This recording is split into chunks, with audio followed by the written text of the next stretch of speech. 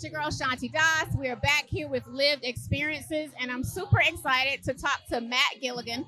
We just talked to his beautiful wife, Patty. And so I want to just first thank you for being on the show today, Matt. And what was it like for you when your wife got first diagnosed? Like, what went through your head? Because that had to be really scary for you as well.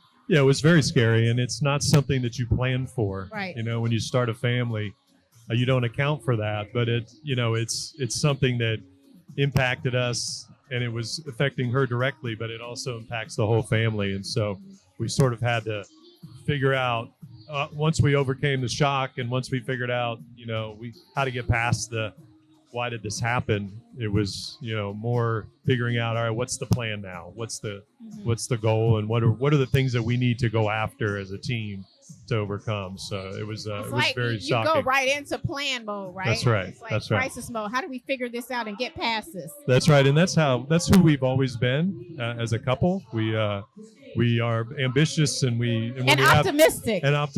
And when we have things we need to accomplish, we set out to tackle them together. And so we had some precedent there, although it was scary. And I'm glad you mentioned that, Matt, because I think oftentimes, and of course I can't speak for everyone, but when people go through a serious health diagnosis, sometimes either siblings or family members or the spouse, they may go into a depression and kind of like not know what to do. But can you talk about just staying present for your loved one when they are experiencing something like that and being there to advocate for them? Like, why is it so important to be optimistic and have that positive mindset? Yeah, when this impacted our family, one of the things that I had to sort of be thoughtful about is I'm a fixer. So I typically will help solve problems for the family. I do it in my job. And so I had to overcome and set aside the fact that I can't fix her, right, but I can help support her. I can get her and, make sure that the doctors are there and that she has the things that she needs in order to give herself the best chance. And then I also had to think about how's it impacting the family, our kids, and how do I give her the support that she needs. And so, and that's what I did. I think there's things that we did as a team, but I sort of leaned in on the things that I thought that I needed to in order to alleviate some of the pressure on her. But then also, think about how, are my kids okay? And what are the things we need to do as a community and as a family to help support Absolutely. her. Yeah. And I also want to ask you, what advice would you give other husbands or partners who may feel helpless or unsure of what to do after a diagnosis? And how can they be present? And Patty told me that you're starting to actually help other husbands now that might be going through the same journey. So I commend you for that. Yeah, and I should say up front too that the work I did and the things I did to support her are fractional compared to what she dealt with and overcame, but I just wanted to do my part. And so when I think back, because I didn't know at the time, but I thought it was really important that I educate myself on what she was facing and what are the things that she would experience and what are the treatments. And so I wanted to know all that. And there's a book that I got that was just for husbands. And I looked it up on the way down. Mark Silver is the author, but it just talks about things that you can do as a husband to support that, the treatment and your wife going through that. And so that was a really important thing for me.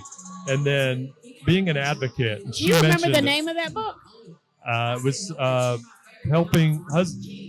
Help Your Wife Through Breast Cancer for Husbands. Okay. Yeah, and it's on Amazon. There's a few out there. Okay. This one was really good though, and it's the one that I read. So, but then in addition to that, being an advocate. So she mentioned an example, but just making sure that you are doing things as a partner to help get her the things that she needs, and that's not always easy when it comes to medical professionals and other things that we think that she needs, because it's really important, and a lot of people don't think that they can advocate. They just take what the doctor says. They don't think they can get a second opinion, and it's really important that you sort of press that and do all you can to make sure that she has what she needs. Absolutely. And support. Yeah. And so, Matt, you're a husband. I'm sorry. Did you want to add something to that? Yeah, I just wanted to add one thing. Yeah, sure. And this was really important. Is for us, there were bad days. Like, we were very optimistic, very positive. But for me, it's important to celebrate the small victories. So along the way, treatment's hard. You're sick all the time. But if there are little things that happen, along the way. It's really important for us that we celebrate those things so that it makes it a little easier when those hard days come along. And one other thing. And thank you for saying that, by the way, because it is hard. It is hard, right? Yeah. And one other thing is that, as far as the way that we advocate for them and the things that we can do that don't always look the same. So there's fundamental things to support, but each day isn't the same. There might be some things she needs today that she didn't yesterday. Maybe she just needs me to sit and listen, or she needs me to just be quiet and still with her, or something else. And so being flexible in that support to make sure that we're being aware of what it is that she needs at any given time. So. I call that like finding that rhythm. Yeah. The rhythm in the moment, right? Yeah. I can bend left or right. That's I can right. bend forward or backwards. Yeah. Whatever you need me to do, I'm there for you. That's right. Good for you. Yeah. I just have 2 last questions for you. All right, I'm ready. So, of course, you're a husband and you're a father, and right. Of course, that can take a toll on the family when either spouse, has to deal with a serious health emergency or diagnosis. How did that kind of change the dynamic, and how are you able to be there for the kids? Yeah. So it was a scary thing, and we say to this day, one of the hardest things we did was to tell the kids. Yeah. Because they were at an age where they're instantly thinking, does that mean you're going to die? Right. And all the things that go along with that.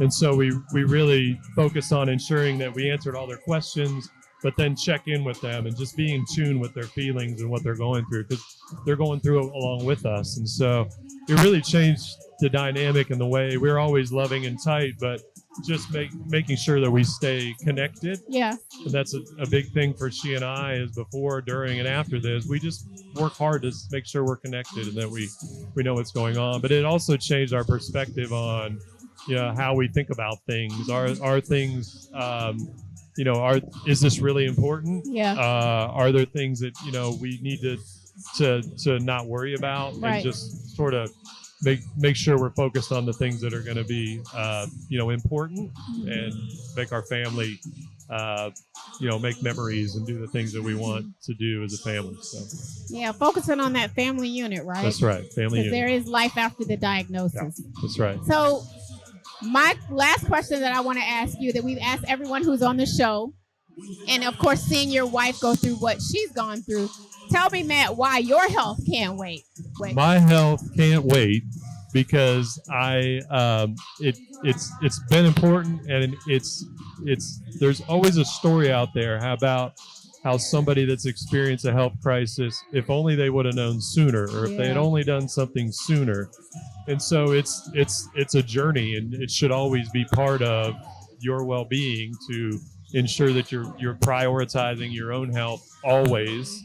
And I think it's important that you involve your family, and you involve your community, and all the things that all the people and that support you, so that you can be held accountable, and just ensure that's your day starts and ends with thinking about what you're doing to make sure you're healthy. That's right. Well, you and Patty have such a beautiful story of just your love and commitment to one another, how you support one another through the good times and bad. And that's what it's about, right? That's what partnership and marriage and community is about. Right. That's right. And so I honor you both. Thank you so much for being on Lived Experiences today. I'm sure your story, of course, Patty's story, is going to help so many families. Yeah, and thank you for highlighting the other side of it. It's not I'm part of the fight. And I know you probably were like, you want to interview me too? I'm like, yeah, heck yeah, we want to talk to Matt, because the husbands and the spouses and the partners go through it as well. It's not just the person who has the diagnosis.